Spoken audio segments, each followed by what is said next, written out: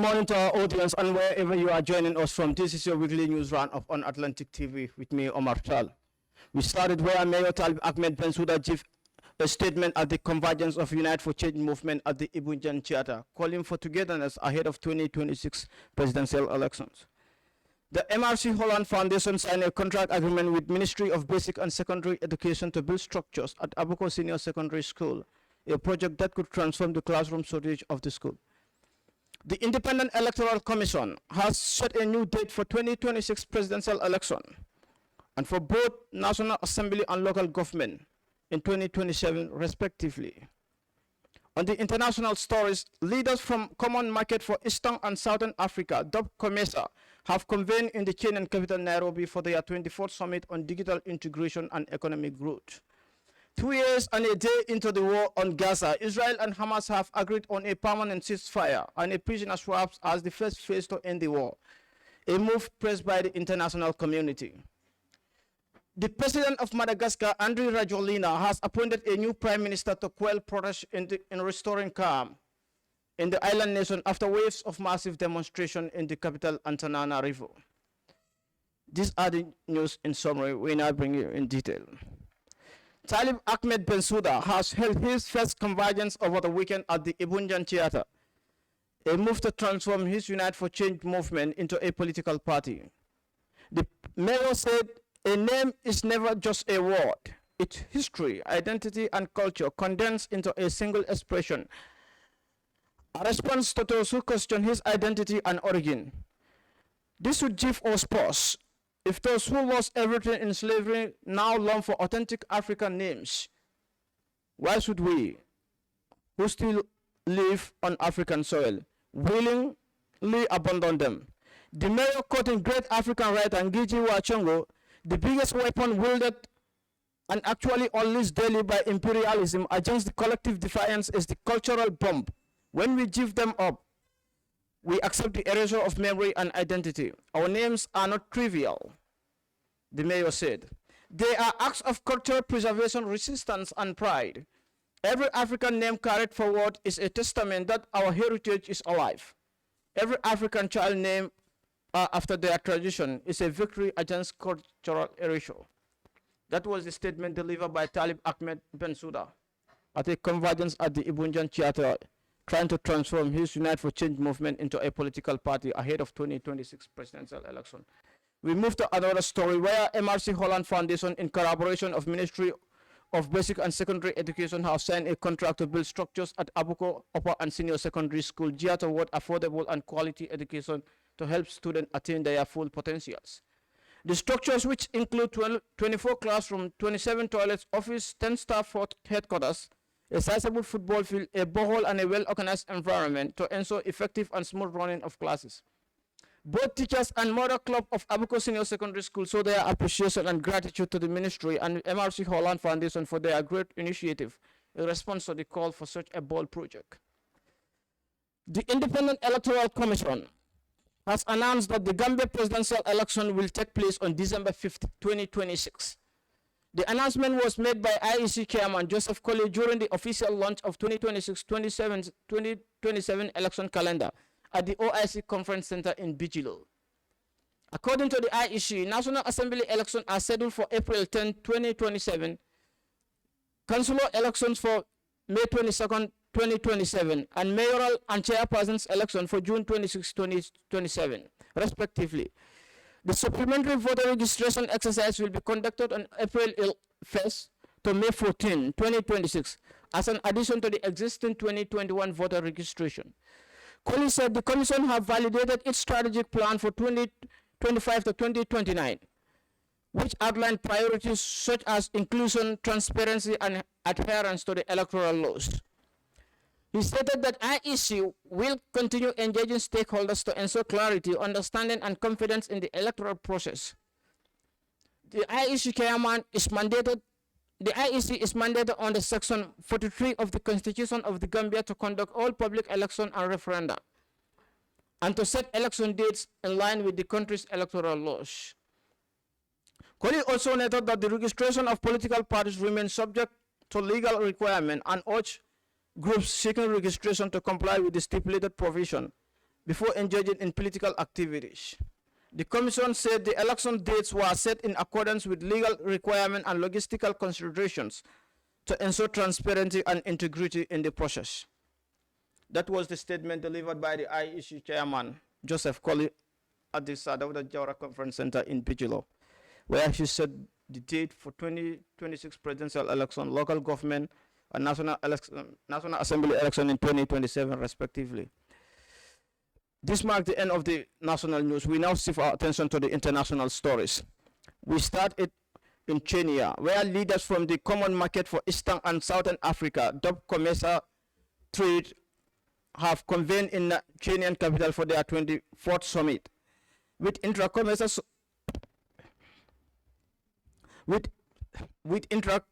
trade at 14 billion, the summit discussion emphasizes digital integration, value addition, and innovation to accelerate regional economic growth. More from this report.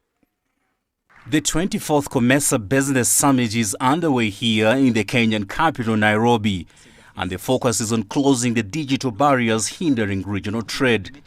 The Common Market for Eastern and Southern Africa, or COMESA, is an intergovernmental organization of 21 African countries aimed at achieving regional economic integration through a free trade area and eventual common market.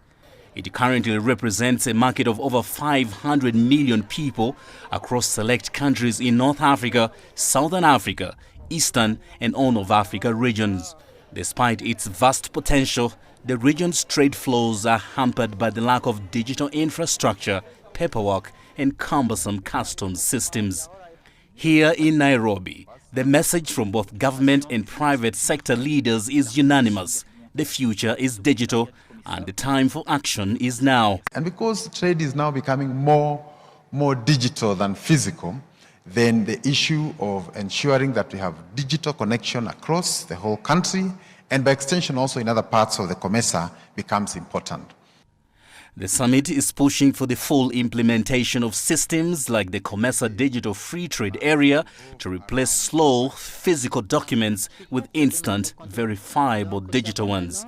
It also wants to create frameworks to allow businesses, especially SMEs, to pay and get paid across borders as easily as possible. The ultimate goal is clear: to make a business in Malawi able to sell to a customer in Tanzania with the same digital ease as a company in Kenya selling to a neighbor in Nairobi. Building on our established digital foundation, COMESA continues strengthening private sector development through strategic partnership with the CBC and targeted initiatives that address critical regional needs.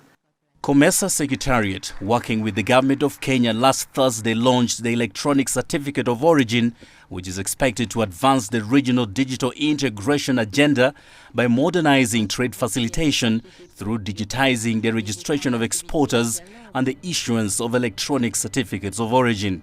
COMESA estimates it could unleash a new wave of economic growth, boost SME participation, and finally tap into the full potential of its ambitious free trade bloc.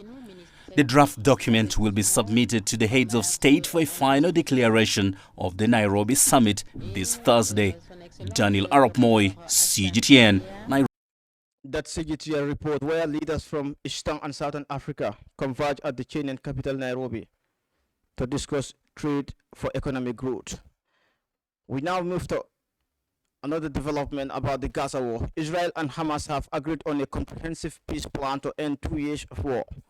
The deal could see prisoner swaps and withdrawal of Israeli forces from Gaza in the coming days, and Trump is expected in the Middle East not later than Sunday. More from ABC News in panel. Real hope tonight, 2 years after Hamas' deadly attack on Israel, as peace talks ramp up in Egypt.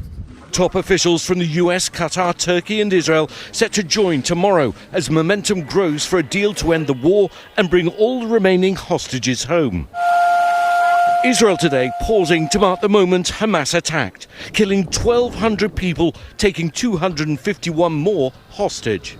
On the morning of October 7th, 2023, thousands of Hamas militants stormed across the border into Israel, many of them coming here where there was a music festival taking place. At the sound of gunfire, panic and terror spread through the crowds as they tried to escape as the gunmen opened fire.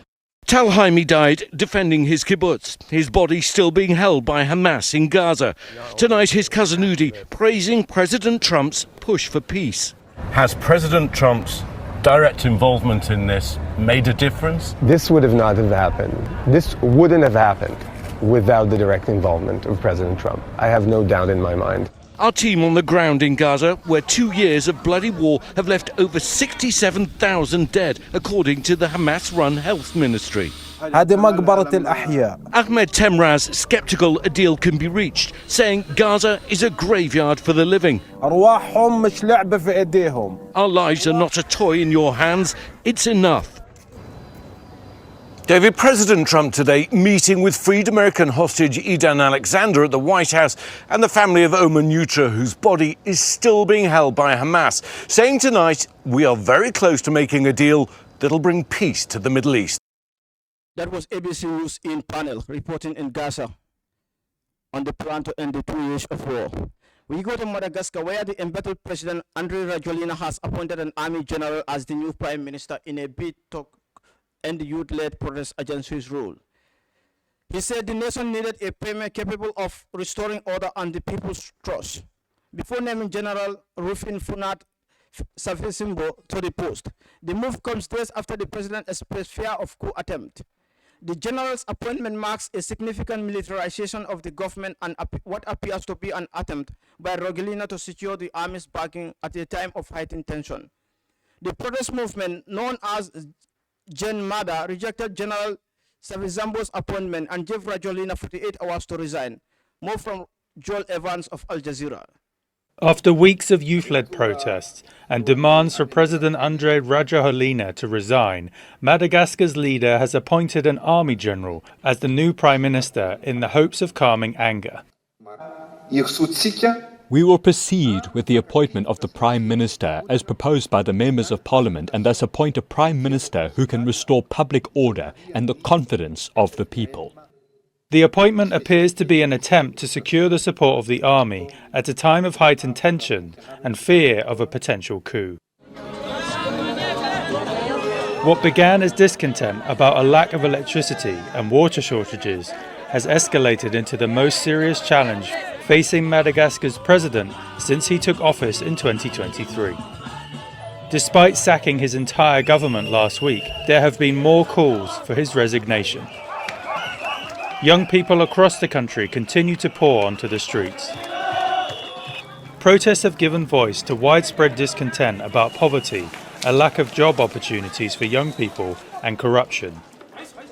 People always say that Madagascar is on the road to development, but no, at the moment, Madagascar is poor, because we don't have a leader to help us develop. After the baccalaureate, you go to university. You feel capable, you feel well prepared for life, but after you get your bachelor's or master's degree, when you see the reality, you're stuck. The protests have grown steadily more violent since they began. Demonstrators set up roadblocks and started fires in the streets. Security forces have fired tear gas and stun grenades to break up the crowds. The UN says at least 22 people have been killed and more than 100 injured since the unrest began. Opposition leaders have come out in support of protests and accused the president of not listening. The protest movement, known as Gen Z Mada, has rejected the Army General's appointment to Prime Minister, saying it will make no difference, and have given the president 48 hours to resign. Joel Evans, Al Jazeera. That was Al Jazeera's Joel Evans reporting from Antananarivo on the situation where the president has appointed the Army General as the new Prime Minister in order to end the youth-led protests that threaten his presidency. Another development from Gaza, where Al Jazeera's Hinda Kudri reports from Zawal Dia in central Gaza. She said despite the ceasefire talks, Israel is continuing its bombardment of the Gaza city. Meanwhile, Daniel Levy, president of the U.S. Middle East Project and a former Israeli negotiator under Prime Minister Ehud Barak and Yazid Rabin, says Israelis are turning blind eye to the government actions in Gaza. More from this Al Jazeera report. Despite the ongoing negotiations and the ceasefire talks going underway, Palestinians are still devastated from the relentless bombardment across the Gaza Strip. There has been continuous airstrikes in different areas across the Gaza city today, in a Daraj neighborhood, in a Sabra neighborhood, and these parts are in the eastern parts of the Gaza city. Now, more of the airstrikes have been taking place in Khan Yunis, where at least 6 Palestinians have been killed in separate attacks. Now, Palestinians are not only struggling from the fact of the ongoing airstrikes, but also the humanitarian situation is deteriorating and the health system is collapsing as Palestinians are pushed into a little number of hospitals that are still operating across the Gaza Strip. With everything happening on the ground, Palestinians are still hoping and waiting for a ceasefire. Hind al-Khudri, Al Jazeera, Az-Zawaida, Gaza, Palestine. That was Al Jazeera Hind al-Khudri report from Gaza, where the situation is continuing. Israeli forces under a continued bombardment. This brings us to the end of this week's news roundup. But before we go, we give you the recap of the top headlines. Mayor Bensouda gives statement at the convergence of Unite for Change movement at the Ibunjan Chiara, calling for togetherness ahead of 2026 presidential election. The Independent Electoral Commission has set a new date for 2026 presidential election on December 5th, and for both National Assembly and local government in 2027 respectively. Leaders from the Common Market of Eastern and Southern Africa, COMESA, have convened in the Kenyan capital for their 24th summit on digital integration and economic growth. The president of Madagascar, Andry Rajoelina, has appointed a new prime minister to quell protests that threaten his presidency. This is all we have for you in this week's news roundup. Me, Omar Taal, and the rest of our technical team. Thanks for watching.